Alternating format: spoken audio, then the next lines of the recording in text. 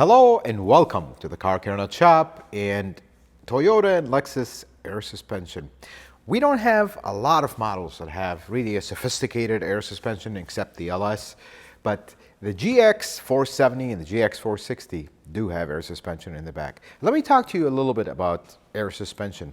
It's a great idea until it is not, because air suspension basically replicates the spring that normal cars will have. By the way, in case you're not familiar with suspension setup, the coil spring is what holds the height of the car. The shock absorber just absorbs the oscillations of that spring up and down to control the body of the car. The air suspension, the air bag, takes the place of the spring, not the shock. People often mistake that is the case. That is not the case. Why air suspension is good? Instead of having that spring that you're kind of going against and back from, you have air, a bag filled with air that kind of controls the height of the car. You can raise it up, raise it down, and the other thing is it's a lot softer than the oscillation of a heavy-duty kind of metal spring. But the problems happen when you have leaks. And I wanted to talk to you about this today because we have this case and I thought I'd share it with you so you can actually see it. The first thing is, air suspension from Toyota is very well built. They usually last a very long time, except if you have an LS430, LS400, or an LS460, or even the 500. If you have air suspension there, that's a lot more complicated air suspension. It's all four shocks, things that are a lot more involved. But on the GX, which is really the main conversation of this video, you only have air suspension in the back. And let me show you that just so you can get an idea. So you only have this air spring right here. This is an air spring. You see this little airbag right here? This is what has the air in it. And you have basically a pump, lines going here, and then if you look here, you still have a shock. This is just a regular shock absorber right here. You have nothing different in the front, just the back. But here is the common problems and the symptoms that I see with GXs. The first common symptom is there's always a pump sound. Like every time you start the car, you hear the pump running and running and running. And that pump happens to the pump is here, and this is accumulator for it. This just captures enough air where you can rapidly raise the air suspension without waiting for that pump. But if you hear your pump running all the time, that's your first sign that we have a leak. The second sign is you leave the car parked for a long time, you come the next morning, the back of the car is slammed to the ground, which is what's going on with this one. The easiest way to check for air leaks is soap and water and a little bit of patience, because the airbags that you see here, they actually have lines that go on top, and they're in a very difficult place, and then they run here and then they go to the pump. So there's a little bit of a real estate that you got to find out. From experience, I really haven't seen, unless somebody's been there doing things that are wrong, I haven't really seen leaks from lines and this and that and the pump and the accumulator. I really haven't seen that. Where you start seeing leaks is from the airbag itself. Over time, it's a piece of rubber, it gets dry and it starts leaking. It's always under pressure. And let me show you exactly how you find that. You get some soapy water. I want you to look at this area. This looks perfectly fine, right? I mean, it does have a little bit of dust, a little bit of wear, but nothing out of the ordinary. But watch what happens when I spray it with some soapy water. See all these micro bubbles? Now let me wipe it off. You see them bubbling away? You see them bubbling away right here? Look at all these bubbles that are forming right here. That is a lot of bubbles. And that's how the leak starts. When you see that, time to replace this bag. And this is exactly where we're going with this car. You see bubbles like that, we have a leak. But if you spray it and you don't see anything, you got to spray the bottom of the bag, and eventually you have to peel the cover and spray it all the way up. Usually, from experience, they either leak at the very bottom here or they leak in this area, or either on this bottom here or this area. This area is more common and the bottom is more common, but I've seen cases where they leak at the top or the lines. The lines are very rare. And as far as longevity on these, folks, this is a 2007 GX470 with 161,000 miles. This is an older car. And the best part is you have options.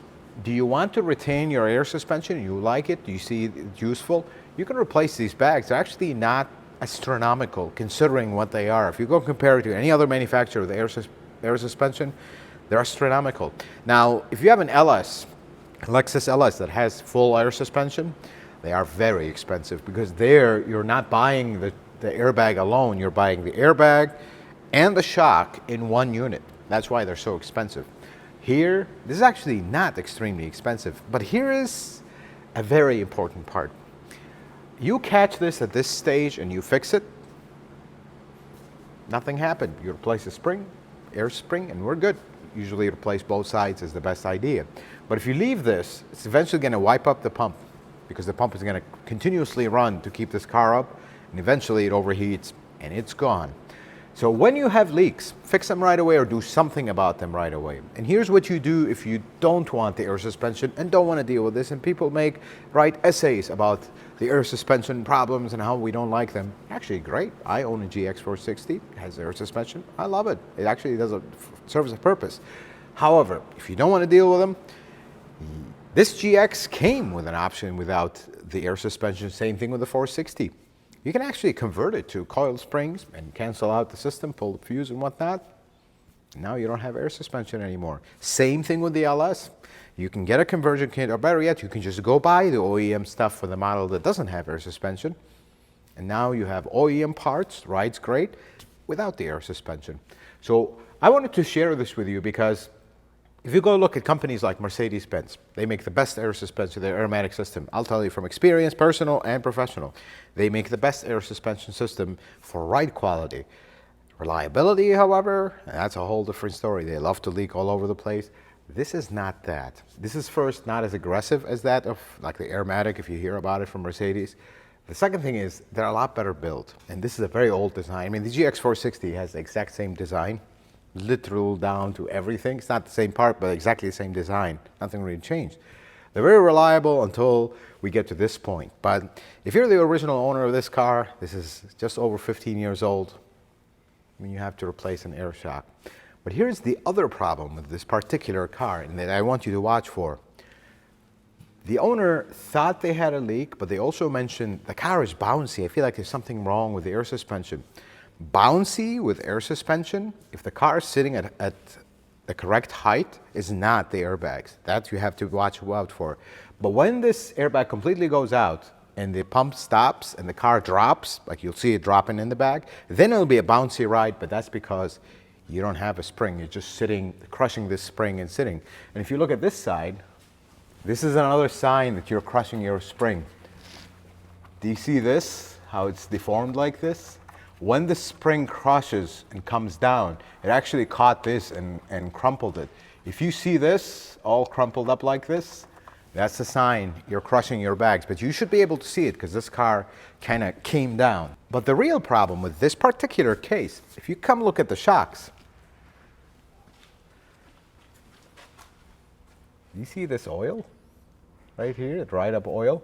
Well, these shocks are leaking. They're absolutely doing nothing. Same thing with this side. If you look at this side, same thing. Oil all over them. They're not doing anything. So this is a different case, kind of has both. So in this particular case, we're going to recommend to the customer, let's get 2 new airbags, let's get 2 new shocks. If they don't want the airbag anymore, we're going to put springs and call it a day.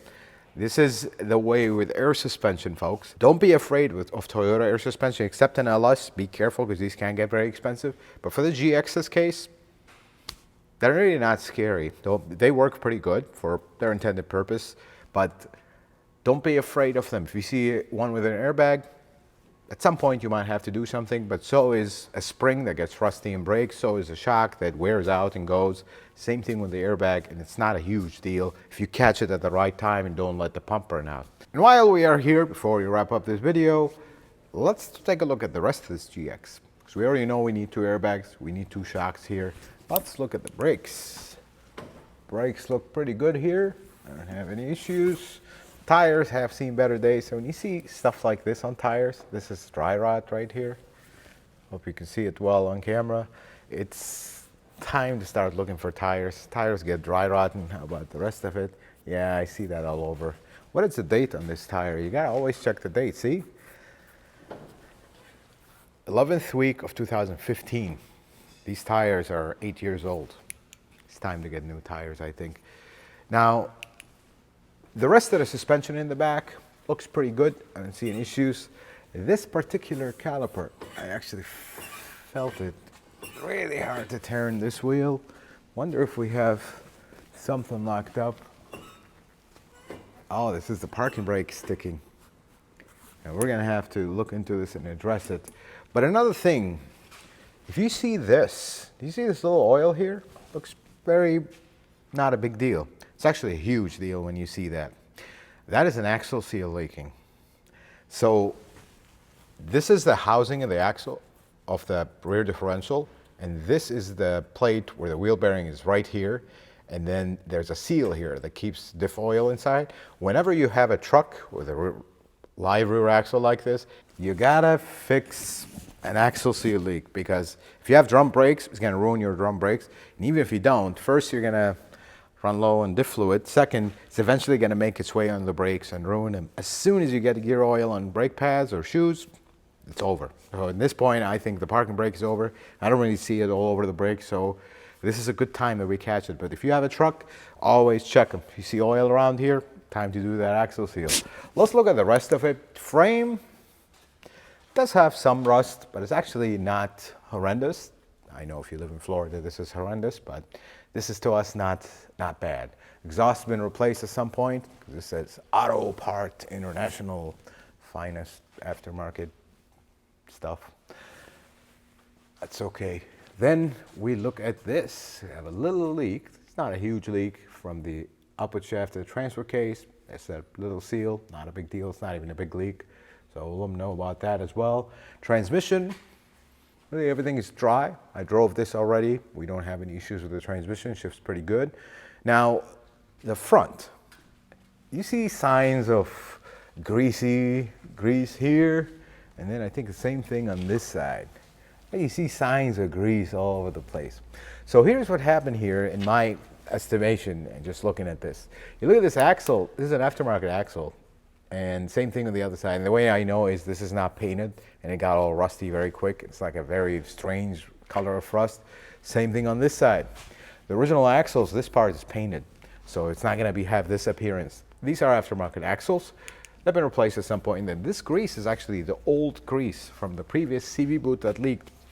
I see this mistake all the time. People will rather replace the axle than the CV boots. If you have an original axle that has not been damaged, do replace the CV boots, because the original axle is a lot more expensive than these, and some of these aftermarket ones, they just don't last very long. If you have the original, preserve it, and we're good. Let's look at the front brakes real quick. It's like right around 6 millimeters. That's what we're gonna go with. I don't have any issues here. Same thing on this side. Aha. See that? That's a wheel bearing. So if you come around, Jose, we'll show them this. This is another special with the GX. See that play? It's not side to side. It is up and down. That's actually a loose wheel bearing. And here's some quick tip. If you want to quickly check your tires, watch this. I grab my fist. You hear the noise this one is making? Versus this one.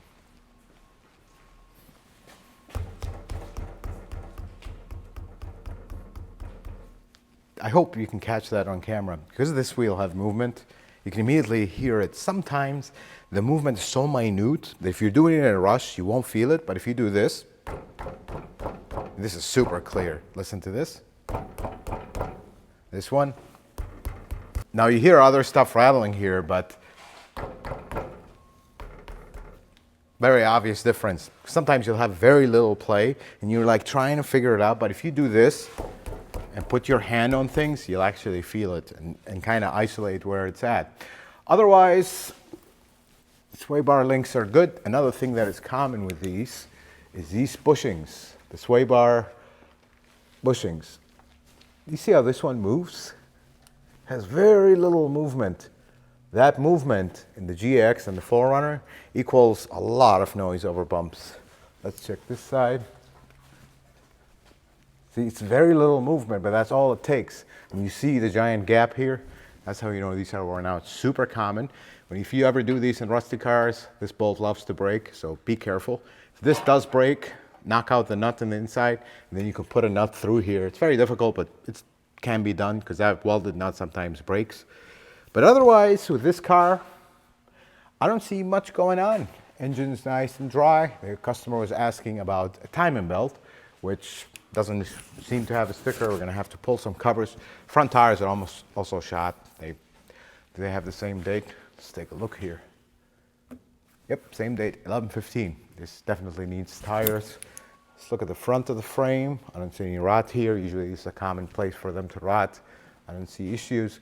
Now another issue that this car has is if you look at the front shocks, they are also leaking. Not a huge leak or it's all the way down, but if we're gonna do this, might as well recommend, hey, either do this now or plan to do this very soon. Let's look at the other one. This one, also the same story. A little bit of a leak, but not a huge leak. Now, this car also has a problem with some lean codes. We haven't really dug into it a lot, but I believe we might have an issue with an air-fuel ratio sensor. We need to investigate this a little bit further. But folks, I hope this video was helpful and informative. I hope you learned something new and something per your request. Let's give you a quick tour of the shop and what we got going on. We have this CT200 with a head gasket issue. Super common on this engine. This is basically a third generation Prius with a better rear suspension, kind of a nicer looking car, interior or whatnot, but same problem. This beautiful Sequoia is in here. Actually, this is really nice Sequoia. Original owner, they thought it needed a lot more than what we actually found. We found actually nothing. It just needs a little handle in the back. This beautiful Highlander, really good customer of ours, has a noise from the engine. He thought it was a power steering pump. It's actually not. There's something we'll talk to him about. We got an '09 Corolla over there that we just finished doing a VVTi gear. Super common with these. We're just kind of doing the final things before it's ready to go. And you guys know all about the Supra over there. Then we got the beautiful GX. Folks, I hope this video was helpful and informative. I hope you learned something new. If you like it, consider giving it a thumbs up. If you're not a subscriber, consider subscribing to the channel. Check out some of my other videos. And until the next video, folks, may the Lord bless you and keep you. And you have yourself a wonderful day.